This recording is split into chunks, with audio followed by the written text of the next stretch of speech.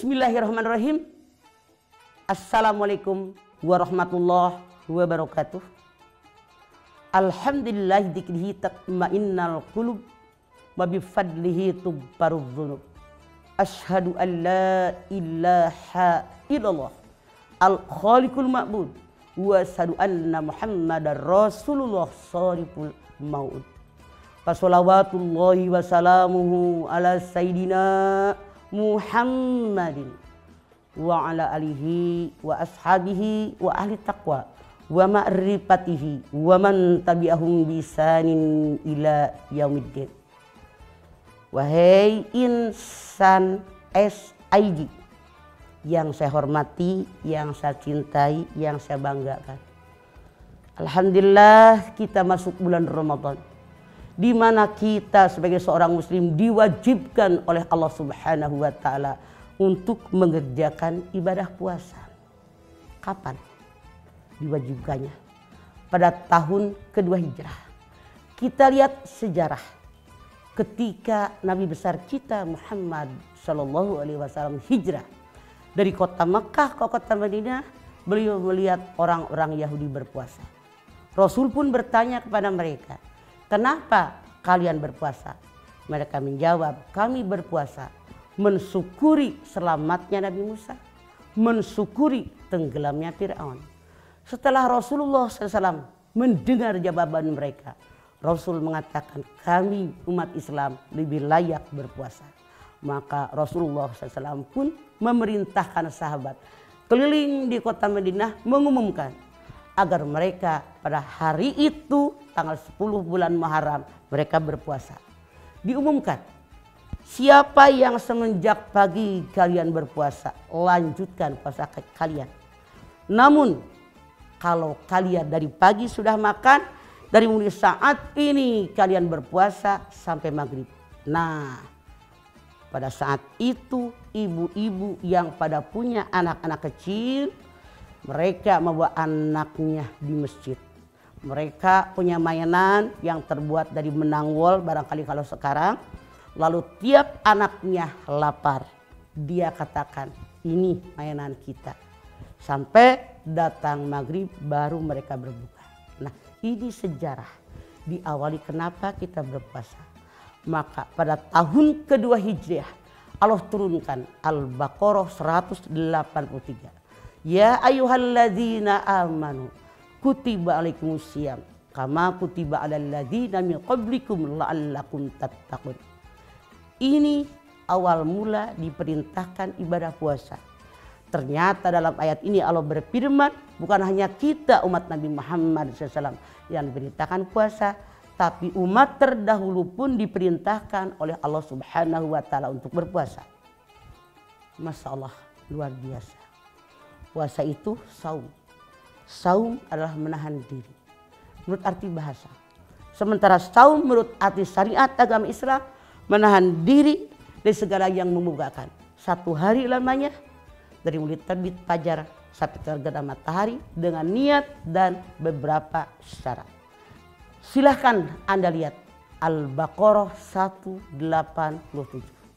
Wa kulu wasrobu hatta yatabayyana lakumul khaytul abyadu minal khaytil aswadi minal fajr. Makan, minumlah kalian sehingga kelihatan benang-benang yang putih di antara benang-benang yang hitam, yaitu fajar. Ya Allah, luar biasa perintah puasa ini, wahai insan SIG. Kata Allah, berpuasa kalian sehingga kelihatan benang yang putih daripada benang yang hitam. Apa sih makna daripada ayat ini? Punten, insan SIG, kalau saya bandingkan ayat ini dengan lampu lalu lintas persis sama. Satu, ada lampu hijau dari mulai dur maghrib sampai waktu imsak.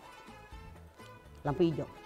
Silakan makan, silakan minum, silakan campur suami istri. Dari mulai imsak sampai datang waktu subuh, ini adalah lampu kuning. Jaraknya hanya 10 menit. Silakan makan, silakan minum, silakan campur. Tapi hati-hati, sebentar lagi lampu merah akan nyala. Yang ketiga, lampu merah. Dur subuh sampai maghrib, lampu merah. Jangan makan, jangan minum, jangan campur suami istri. Insan SIG yang namanya puasa berat, sangat berat, apalagi dirasakan oleh orang-orang yang lemah imannya. Namun Allah Subhanahu wa taala berfirman dalam hadis qudsi, kullu amali ibni adam lahu illa siyama fa innahu li wa ana ajzi bihi. Semua amalan turunan Adam buat mereka masing-masing kecuali puasa. Puasa itu hanya untukku dan aku yang akan membalas pahala puasa. Apa maksud dari hadis qudsi ini? Artinya Allah Subhanahu wa taala memberikan nilai kepada orang yang berpuasa tergantung keikhlasan orang yang berpuasa. Boleh jadi kalau setengah ikhlas mungkin dapat pahalanya goban. Kalau 3/4 75. Nah, yang 100% dapat 100.